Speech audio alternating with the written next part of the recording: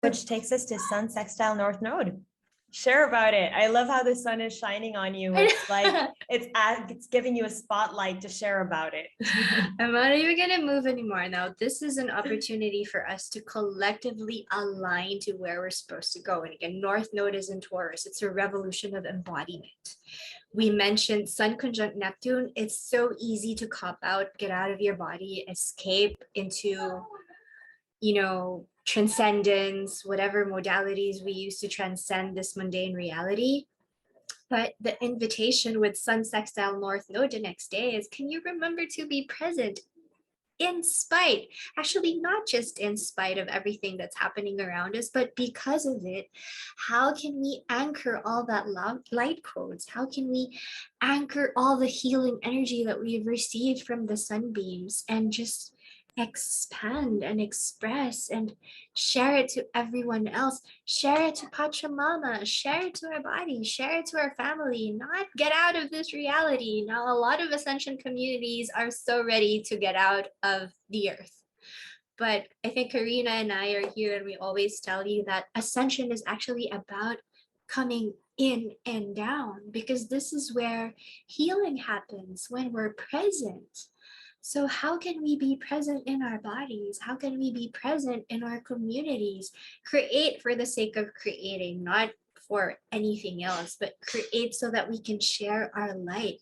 Speak for the sake of speaking, not just to, speak because we're right. It's to speak because we're sharing our light. Beautiful, beautiful. Oh my God. I felt like the sun god was talking to me as you were talking. Your Capricorn and Sagittarius, it was so integrated with everything you said. I love it. So I'm not going to add anything to that.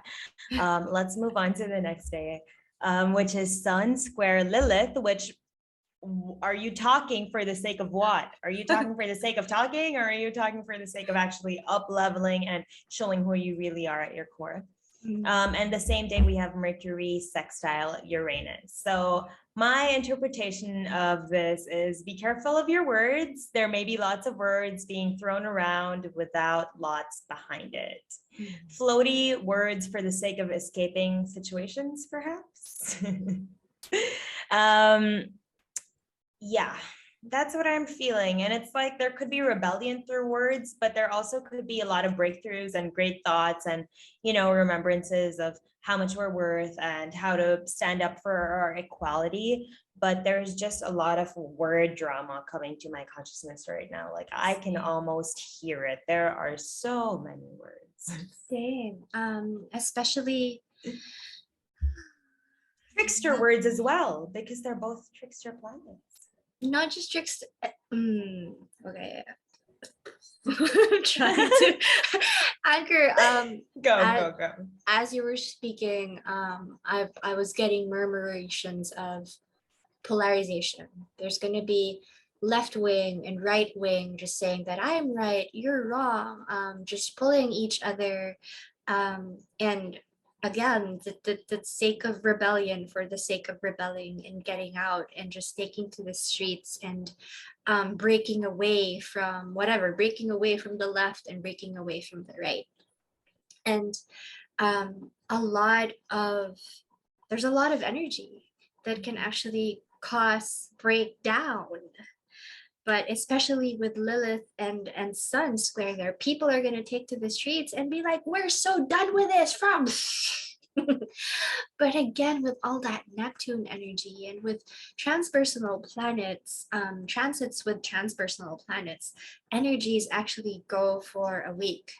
So if we can remember where we were a few days before, as this energy anchors into the earth and we feel it in the world stage, how can we remember to come back in, back to our hearts? And I think like what I'm really getting here is, can we take a moment to tap our hearts and feel into it? Because it's going to be so easy to feel into the anger and roll into the anger and the polarization. But whenever we're feeling that urge, can we pause and like tap our hearts and be like, hello, I'm here. What am I here for? What am I really standing up for?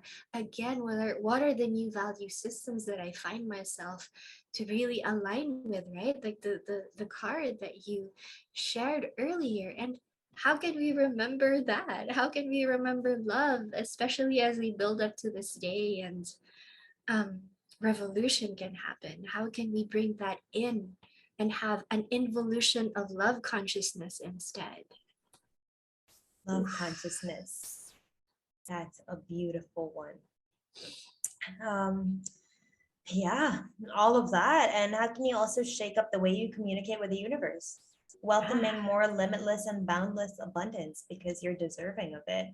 I feel like a fun practical tip is to reflect by a body of water, and to observe the water element as you write down your thoughts or anything that arises within you, because yeah, just being by a physical manifestation of something allows us to go deeper with that same thing within ourselves. So I feel like being within the water, or not within the water, but being by the water will help us remember the water that we have within us. And then the next day, which is the 18th of March, we have the full moon in Virgo at 27 degrees and 39 minutes. Now, this is the last full moon that we're going to have in the 27th degree. And that 27th degree is being guarded by Pluto again. So this trines Pluto in Capricorn. So it's a culmination, right? Full moons are culminations, but also a releasing. And it's not just releasing a month's worth of gunk anymore. I'm going to go back 6 months, just because of this 27th degree. We've been having 27-degree full moons since November of last year. So since this is the 5th, what has been coming up for you 6 months ago? Gosh, even like 24 months ago, what has been coming up for you since March of last year? How can you close the book? And I'm really saying closing the book because we're inching towards the astrological new year, March equinox, where light and spring, it's the solar wheel that's turning. We're closing winter and we're welcoming light reborn again. So during this full moon, and it's a Virgo full moon, right? Trining Pluto, again, it's a coming back to our bodies. It's a coming back to remember the sacred and everything. I remember what you said last time that we had a recording, right? Just making sure that our everyday life is a moving prayer. But more than that, how can we as expressions, our human bodies as expressions, share that, like I said, right? Like love consciousness. So this Virgo full moon is again that opportunity to stand firm in that consciousness, because we've just experienced another death and we're going through a new rebirth. How can we become the light and become the containers of that? Beautiful. Become the containers of the light that's within us already. I think we just forget it, right? We forget that our bodies are containers and we are vessels. It is that simple. We just make it so complicated. I think it's also a great day to check in with our inner dreamer and our inner server. How are they? Are we being overly critical, or are we asking for too much perfectionism to make our dream a reality? Because it's not necessary. It doesn't need to be perfect, like we were already talking about earlier. And it's just a releasing, right? A releasing of the need for anything to turn out a specific way, and instead just surrendering and taking it as it comes, and trusting that when we take steps in this material realm, the universe will take steps towards us as well, and co-create with us. And then I think a practical tip for this day is to actually spend time literally observing nature and spending time in nature and watching the animals and the plants and the people. Well, Maybe let's go with animals and plants because I wanted to talk about how they don't push and they don't force. They just allow and they bloom and they serve the earth in the process. And I wish we could say the same about all humans. But I mean, we're humans. So yeah, spend time kind of observing these more pure creatures and how they embrace the abundance of the world and the earth, and how they honor that there is enough to go around for everyone. Like, it's okay to share, it's okay to serve, it's okay to guide, because there will always be someone to serve you, guide you, and help you as well. I like that you said that also. I'm just checking out my notes for the full moon.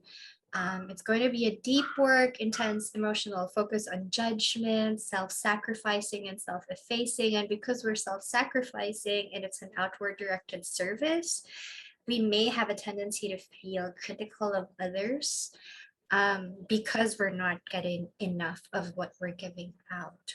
So can we remember to serve ourselves first? Because Virgo, right? This is the Vestal Virgin, but the dark side, the shadow of Virgo is like self-sacrificing.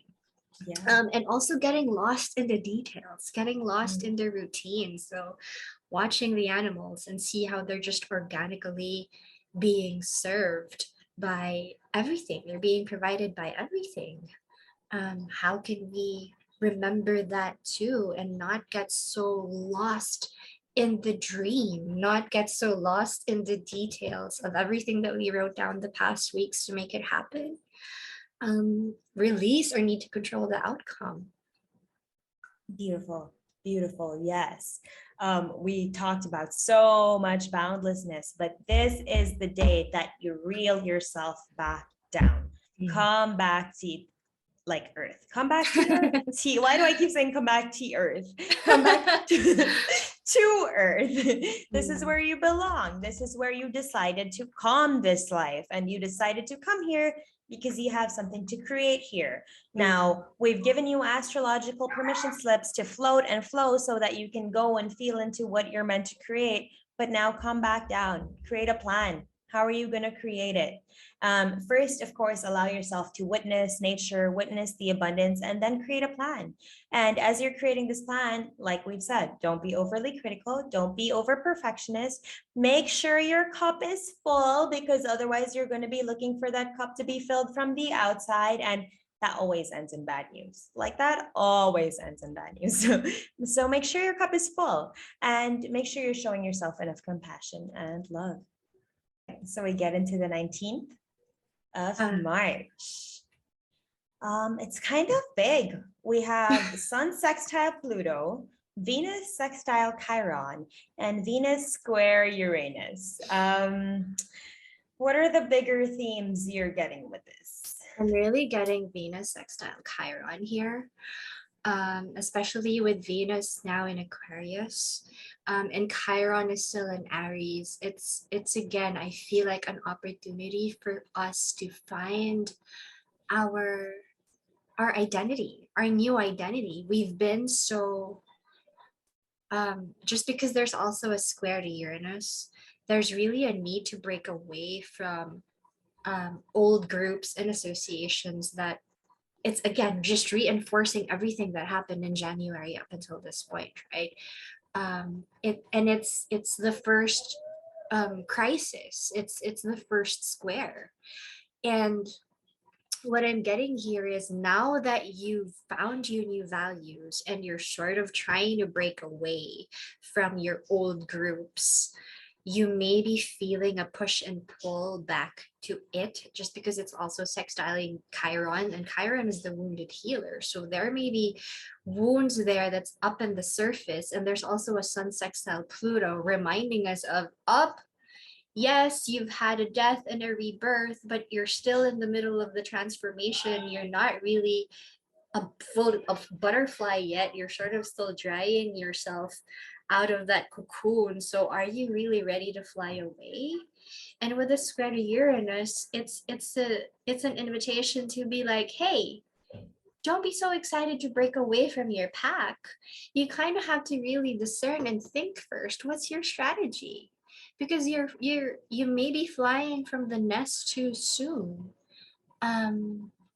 Yeah, so can you take a step back and tend to your wounds? Lick your wounds dry first, because it's going to be so easy when you assimilate yourself in a new group to just absorb the energies of that new group without really being um so firm with your new integrity and your new values first. That's what I'm getting. I've been smiling with a huge grin here because you said nest. No. No. No. Oh my God. So that's exactly what these cards are saying. Tend to your nest and rest. Tend to your broken heart. Come back home. Take some time to withdraw from anything else and come back to your heart, to your nest. Remember who you are. This is the King of Swords. And so it's like, allow yourself to recuperate, come back, rest. And I want to see, oh, okay, so here's the heart. The heart has a stitch.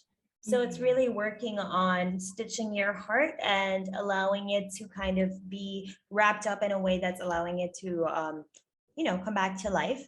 And then this is the King of Swords, which is now that you have, you still can't get over it, can you? No. Yeah, me neither. And then this one is your integrity. And this is what you have realized and the values and beliefs that you have developed. How can you stand for them? You have already developed them. How can you listen to the signs? How can you go further in them? How can you know that you are the master of your own life? You are the master of your own thoughts, of your own beliefs. Act like it, right? Act like it. Like, lick your wounds. Lick your wounds and then come back home. You're in charge here. And I want to just share what I wrote about this. I wrote, have you held on to any values or beliefs that have told you that it's not okay to be yourself, that it's not okay to be creative, or that it's not okay to be doing something creative because that won't make you any money? These are all stories to keep you from reaching your unlimited potential. Money is a distraction, in case you don't know it yet. And then also an idea that today it's a good day, not today, but on the 19th, it's a good day to, well, today's a good day to do this as well, but fine tune the voices that you're listening to and tune in deeper to the frequencies that are going on in the background when it's seemingly quiet. Transform the story as you see fit. You're here with a role to fill, and no one can take that away from you. You're strong and you're capable and you're oh so worthy. The only thing that's missing now is for you to stand up for it. Stand up for you. That's beautiful. And also, from all the days leading to this point, everything can still feel quite floaty. Even though we have a full moon in an earth sign trining Pluto, it's even more floaty. Again, it's water and earth, and that can be muddy. Yeah. Too much water and too much earth can be muddy. And with the sextile and squares to Chiron and Uranus, it's going to feel like we're walking through mud. And there's really nothing stable for us to move on. Although we've written all of those plans, we have that strategy, what I'm really getting here is we're going to get a lot of downloads this March with the Sun conjunct Neptune. There's going to be so much cosmic voices. And with that Virgo full moon and the sextile to Pluto, the invitation is, where's your voice in all this? Can you listen to that and stop listening to everything else that's coming to you? Because it's going to be so easy, right? It's going to be so easy to listen to everything else. And yay, that brings us to the astrological new year. The next day, we have the fire of Aries, and we're finally going to be ready to initiate, have that fiery energy. The light is reborn. What's coming up for you this day? So as I pull those two tarot cards, I got an inkling to pull an oracle card as well. And then it fell out. And then I realized that wasn't for the last transits, but that is for this transit. So it is called, you are being called, soul gifts and training. It is time to step up, my friends. This is the astrological new year. It's time to reignite the fire and rekindle the passion. We've allowed ourselves to dream and dream and dream and float and dream some more. Now, how are we going to create? What are we going to create? What do we want to focus on? What do we want this year to be about? I think a great practical tip for this day is to just turn up the music and dance, like just dance. You're alive. We made it, you guys. The fire energy is back. And I don't know if I'm so happy about that because I am a fire sign and you are a fire sign, but man, we need some fire after all that water. We're not even in March yet as we're recording this, but just talking about that, oh my God, I feel like I'm excited. I feel like there was just so much water that I'm already ready for the fire. Me too. Me too. My gosh, do some cacao ceremony, freaking dance, get a workout, bust some moves. Get your heartbeat up any way possible. And welcome the light. The solar gate is really all about welcoming the light. And we were talking about Sun conjunct Neptune, right? Remembering that the light is actually you. Here we have that energy to really move forward with our light, with our soul gift. So it's time to shine.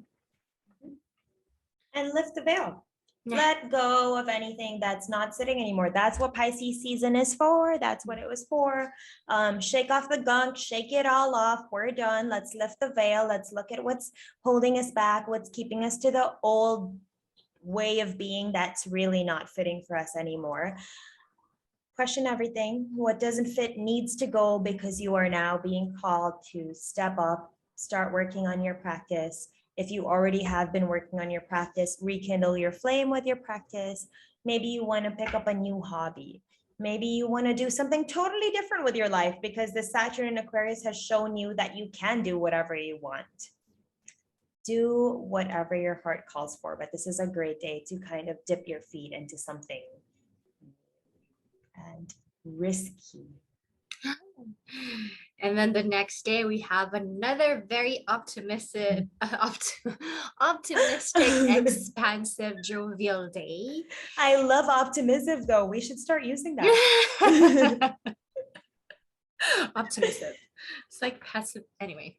But a practical tip here again is like, don't overdo it. The thing with Aries is because we have this like so much fire from the water, there can be a lot of smoke, and smoke goes up and out. And with Mercury conjunct Jupiter, that's also just like boundless energy. Yeah. So yes, we need that optimism, but again, temper with discernment, especially when these two planets conjunct. Our minds can get away with us. Our sense of optimism can just get away, and we're gonna just have a sense of like, oh my God, I'm so aligned with my gift. Everything is possible. Like, damn the torpedoes. This is like, I am limitless. We're still human beings, my love. Which we are. We're limitless, but like you said, we're still human beings. Yes. Unless we just transcended and evaporated and turned into something else through Pisces season, which I mean could have happened. But I think, yeah, we gave the really bright side of the sun moving to Aries, but what if it's someone that's not feeling the spark? What if you're just like, I'm getting burned. It's too hot. I don't like it. I'm getting burnt. Then Mercury conjunct Jupiter is a great day to remember what restores your faith in humanity and the divine, in oneness. It's a great opportunity to keep a dream journal and track any dreams that may be coming up for you, because in your dreams may be the epiphanies that you have been looking for. And so if you don't feel that spark on the 20th when the sun moves to Aries, give it time. Mercury conjunct Jupiter might make it louder. And then throughout you give yourself the whole Aries season, in fact, because it takes time. Like, don't pressure yourself. We all know that when we pressure ourselves, that's when, well, some people work really well under pressure, but allow yourself space. Because if you're allowing space, you'll actually get to know your worth, as compared to forcing yourself to figure out your worth and then devaluing yourself or undervaluing yourself. Give yourself space to feel your worthiness. Like, take up the space you deserve, I think, is a very, very keynote for Aries season, especially beginning the 20th. And then on the 22nd, we have Mars sextile Chiron. For me, this asks what kind of triggers come up for us when someone criticizes our identity. And it's also, though, it asks, why are we so attached to our identity? Like, what does it have for us, and what does it do for us? And then I think noticing these triggers allow us the opportunity to start working with these triggers and healing them one by one, of course, giving us time again, because it's not like we figure out the trigger and we're like, all right, we can heal it. No, oftentimes it happens that we have to experience this trigger again and again and again till we're finally like, what is going on here? I need to figure it out. So I think this is a good day to kind of pick at it at least a little bit and try to figure out what's going on beneath the surface. Why are you getting so angry all the time? Like, what's with the temper? And I feel like with the sun being in Aries, the temper will be louder. So it's like, how can you temper your temper? That's my inquiry. How about you? How does Mars sextile Chiron feel? It's the same. This is actually where I want to bring in how Venus and Mars have been traveling really closely, like by a degree, if not conjunct, by a degree for 3 weeks. And that's not really normal. Usually when Venus and Mars come together, they only do so for a day, a few days, and then they separate. But with this Venus and Mars being seated in Capricorn, they met with Pluto, now they're squaring Uranus, they're together for 3 weeks. So it's really a fortifying of, again, our heart and how we're allowing our hearts to lead, and how we're being supported by our will and our drive to follow our heart's desires. And this week, the end of March, we're getting all these tests. We're being reminded of our wounds of the past, and we're being reminded to separate and break away from that wounds, and how we can actually find union within ourselves before we find union outside. And I'm really getting a lot of downloads with what can happen in the world stage during this time, especially with Mars square Uranus, how tensions can rise outside of us and the world without. So my hope and my prayer for everyone again is to come back to that exercise with the heart, because Mars square Uranus, this is actually a big transit for 2022. This is an ominous aspect for the world stage, but we're not here to talk about that. We're here to try to empower you to just come back to love. And I'm gonna try to just grab this opportunity to use this transit as a gift to separate from everything that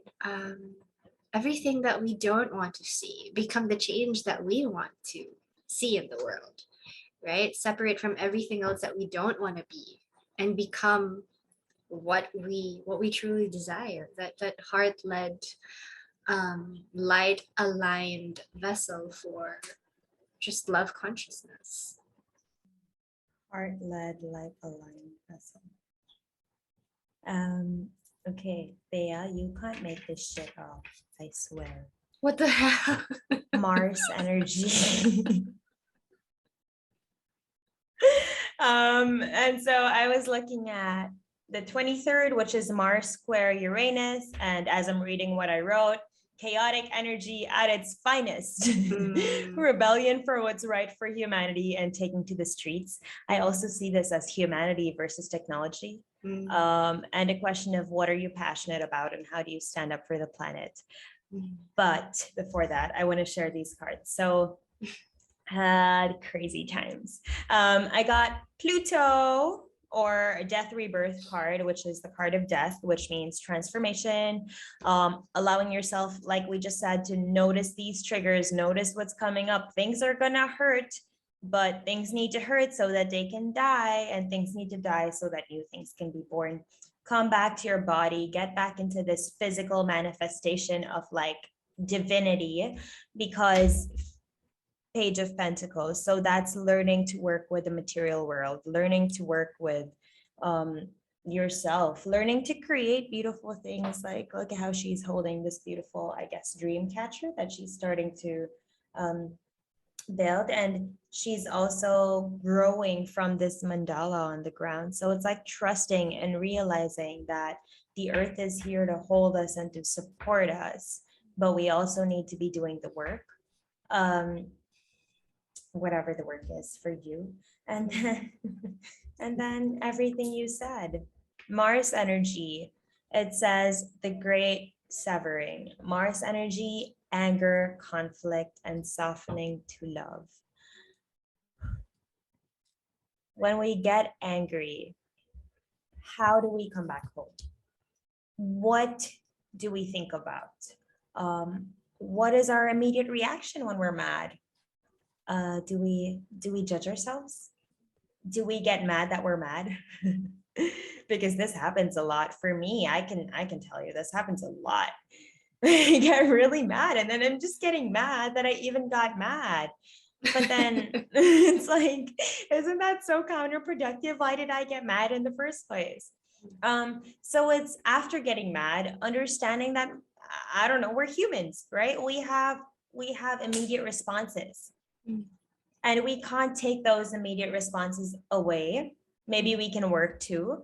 But when something is done and said, we need to remember that we can't take it back.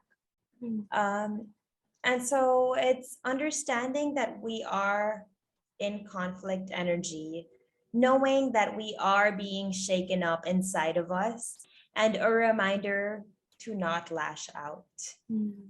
We may be mad at ourselves, but this doesn't mean that we need to be mad at everyone else around us, because everyone else around us didn't do anything, and they might be mad at themselves too. And so how can we just come back to love, come back to softening, or realize that everything is changing, everything is dying, everything is being reborn, like it's all happening simultaneously, all in this moment. And we've been building up to this energy again since November, because this conjunction is happening at the 12th degree. And if you remember, we've been having 12-degree new moons for the past 5 months. And the last 12-degree new moon is actually on this month, on March, the new moon in Pisces. And so we've been getting a lot of 12-degree action, that's Uranus. We've been getting a lot of 27-degree action, that's Pluto. And everything that's been building up until March is coming to a head. So I'm just gonna bullshit it. It's gonna be an intense month. But we get all these gifts, right? We get all these downloads. We get all this opportunity to lift the veil, and the veil is lifting. And I just want to bring up again what I shared about lifting the veil. It's apocalyptic, it's apocalyptean, but the etymology of the word apocalypse or apocalyptic is just exactly that. It's to uncover, it's to lift the veil, it's to transform from the inside. So how can we reframe apocalypse and apocalyptic to just allowing the breakdown for the breakthrough, and just tapping our hearts and remember we're here, and we're here now at this time because we're here for a purpose. And again, just come back to love. And I feel like this brings us again to another gift, right? The universe gives us intensity, but it also gifts us this opportunity to remember agape love, because we have Mercury conjunct Neptune. And so it gives us all this fire, it gives us all this breakdown and a build up to, and things building up to a head, but it also gives us pockets of opportunity to remember and connect to source and to prayer and to compassion, to imagination, to creativity. And A renaissance of that, a renaissance of art, a renaissance of love, and a renaissance of the 1960s happy trippy love of like, let's not go to war, let's like bring love here. And I feel like energies of that are coming back, where people are going to take to the streets and going to fight for what's right and rebel, but people are also going to take to the streets and, you know, remind everyone to come back to love. So the heaped power of The flower children. yes, exactly. Is the energy, like the visions that I'm getting from Mercury conjunct Neptune. I feel that. I feel that. And as you were saying that, I also thought about the Rainbow Warrior from the Hopi prophecy.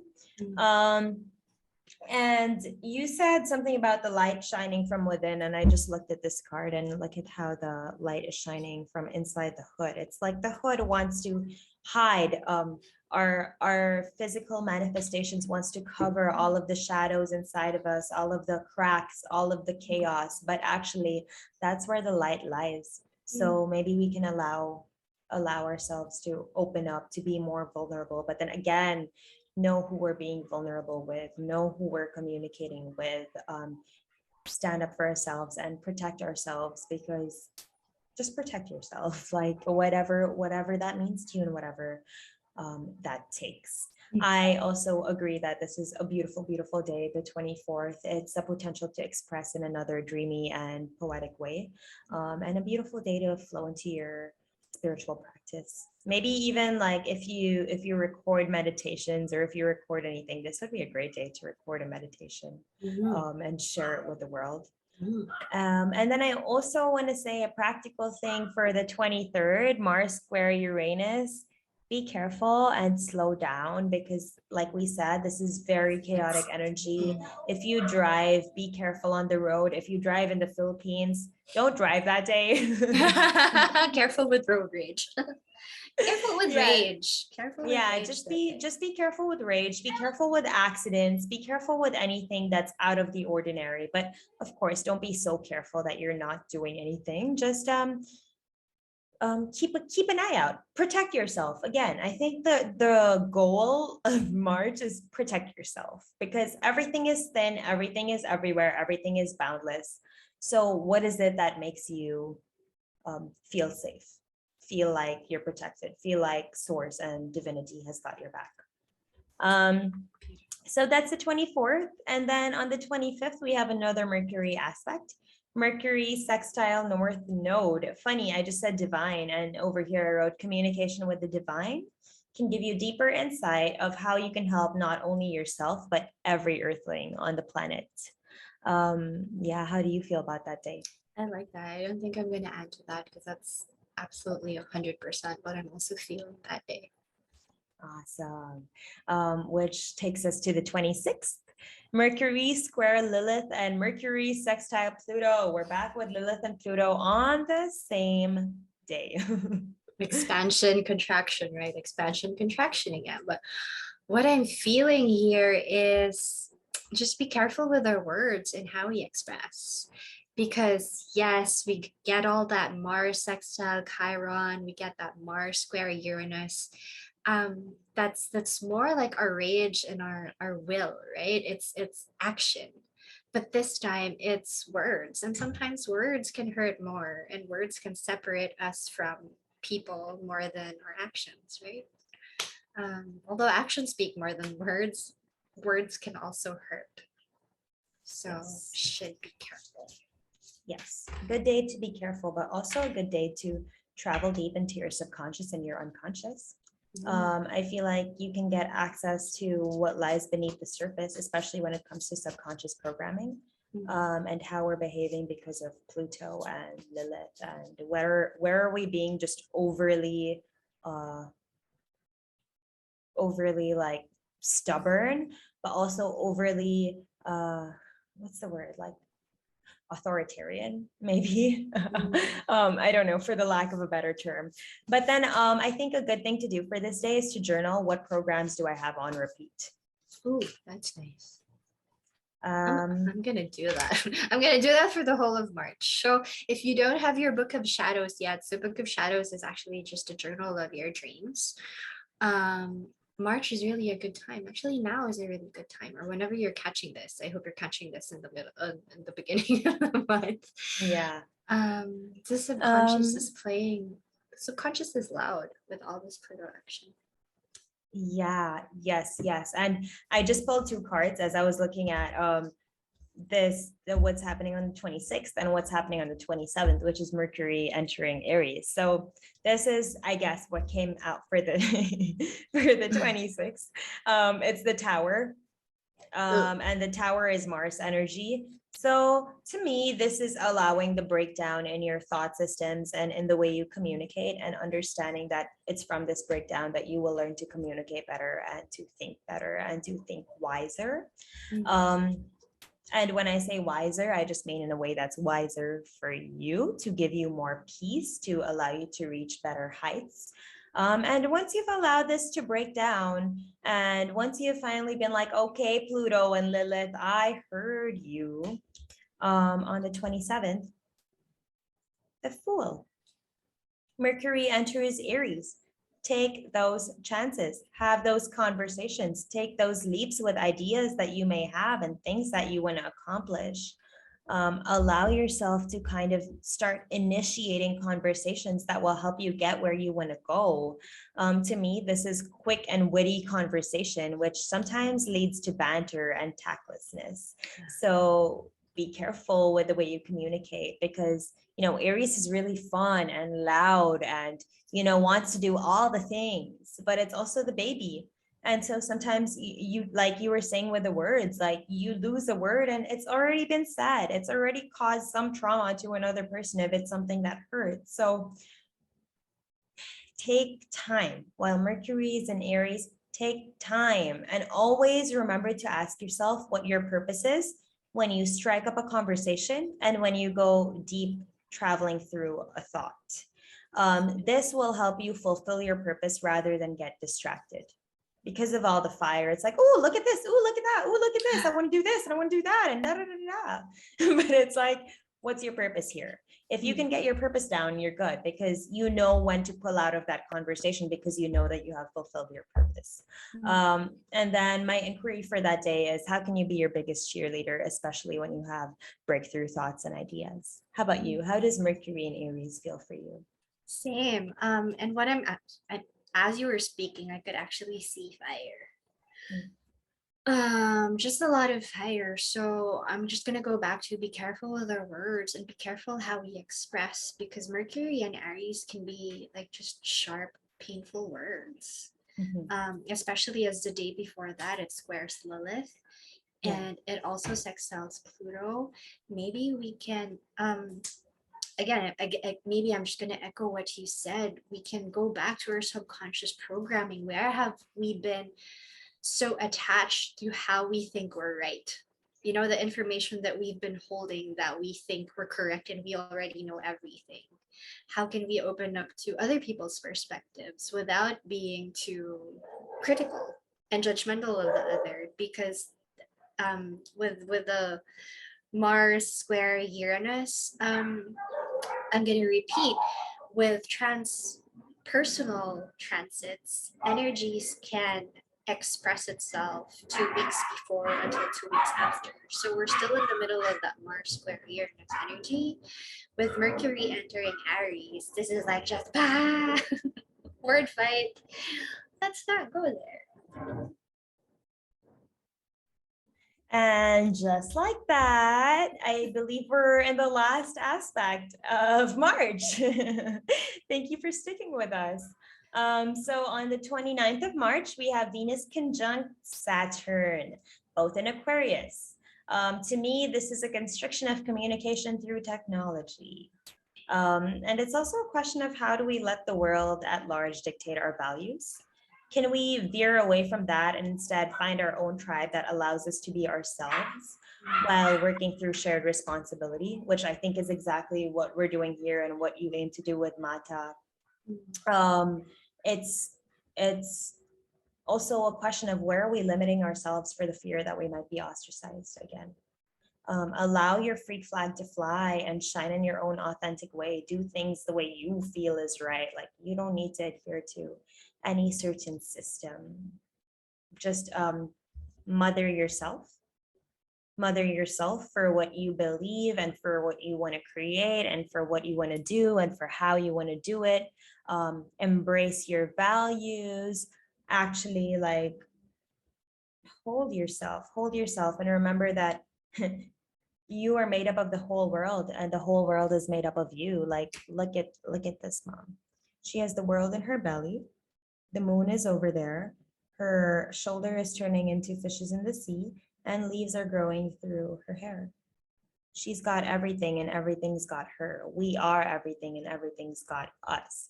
We've allowed systems and structures that have come into place to make us feel like we're disconnected, we're different, we don't belong, we're not worthy. All these words, but they're nothing more than words. Aquarius, what frequencies are you tuning into? When you're hanging, when you're not sure where you want to go, when you're not sure who you are, where do you go? Do you go back to mothering yourself, or do you allow yourself to feel like you're confused and then escape? And the reason I ask that is the hanged man. Like, even when you're hanging, can you remember that there is a purpose, that there is something that you're hanging for, that you're in this zone because maybe you need to be turned upside down to see something that you've been seeing in a certain way, but you need to see it another way. And then maybe you also need to appreciate that life is still good upside down. Like, why does it seem like life is not good when, like, up, down, side, life is actually good? Turn off your technology, get rid of your devices. Are you happy? Like, is there anything that's making you upset, sad, stressed, when you don't have your technology with you? Because that's just you. What's then messing with your frequency? Because again, Venus conjunct Saturn, all frequency. How does it feel for you? 100%. Everything that you said. It's mothering yourself here. And it's understanding constriction, understanding mastery. And yeah, what's coming to mind is this quote from Carl Jung that I always come back to when things are so confusing. Crisis happens so that consciousness can take shape and consciousness can take form. And I think Saturn in Aquarius is really teaching us just alignment. Like what you said, that everything is frequency. So at any moment in time, which frequency are we tapping ourselves into? What's valuable for us? What are our priorities? And I think this whole month, to wrap up March, I think the invitation is really to value you. There's so many things are going to happen outside that we cannot control for. We just do not have control over all the potentially ominous outcomes in the world stage. But what we can control is how we value ourselves, how we love ourselves, how we can allow grace and ease to flow through us, so that we can flow and be easeful and graceful also. And the dogs agree, I think. They do agree. I also think that it's so fascinating that it's Saturn and Venus, and Saturn is like the more masculine figure and, the father, but the card that came out was the mother, the Empress. This is prime mother energy. So if anything, I also feel like Pisces season is teaching us to mother ourselves, to come back to, like you said, just come back to love. Just remember that you're held, because once we move into Aries season, the card that corresponds to that is actually Emperor. And so it's funny that the card that came out for right now was Empress, like mother yourself, so that when it's Aries season, you can step into that Emperor because you've already mothered yourself. You're able to stand in that authority. Yeah, this was so fun. Yay! And if you're not in Discord yet, we have a group. So whatever's coming up for you, if there are any personal transits that you have questions or you need assistance, I mean, that container is open for everyone. Yeah, March is a big month. March is a death and rebirth. March is an astrological new year. It's also a liminal time. right? We're no longer, but we're not there yet. So many things can rise up in the surface, and we have transits that are big transits for the whole of 2022. So yeah, mother ourselves, come back to mother nature, and come back to community, because that's also Venus conjunct Saturn. It's reminding us um, what communities actually support our growth and our safety and our nurturing. And we really need communities that nurture our soul and spirit and our body. Yes, absolutely. Yeah, and just to echo what you said about Discord, like if you're watching this, as you're watching it, like type up what's coming up for you. We'll be there. We'll be reading what you're saying. If you have any questions, we got you.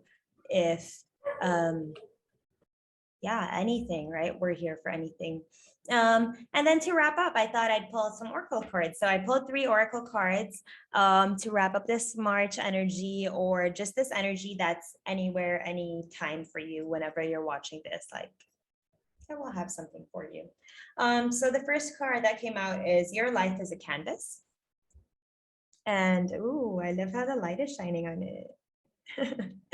But yeah, your life is a canvas, which is basically manifestation and creative accountability. It's taking control of your life. It's understanding that your life is your canvas. It's yours to dream up. It's yours to create.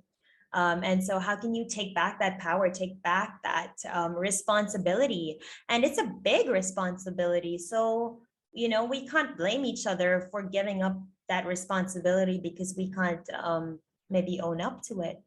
But this card reminds us, like, this is your time to shine. Like, let's let it shine again. Yeah, it's your time to shine. And you're protected and you're loved, and just trust and come back to safety and protection. You are protected and loved, but you have to remember that you are protected and loved, and you have to do things to protect yourself, because you know yourself best. You know what will make you tick. You know what will make you sad. You know what will make you happy. And so now that you have this primer of the energies that are coming up, maybe on a day that's extremely sad, you don't want to be watching a sad movie because that can look like a flood. And so, I mean, that's why we study astrology. That's why we share about astrology. So you may have maybe some kind of structure that you can lead your life through if you need it. And also, so you get some hints about what's going on. And then the last card is really beautiful. This is the Golden Children card, shining in the sun. Yeah. And this card talks about tenderness, innocence, and rare gifts.